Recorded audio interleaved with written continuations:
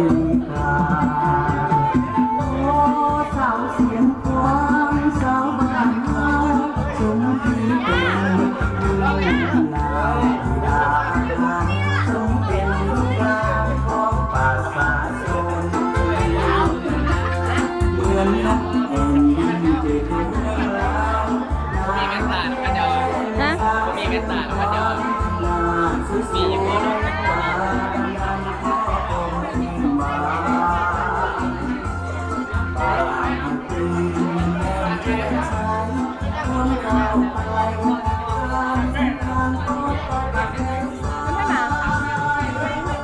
ถามเลย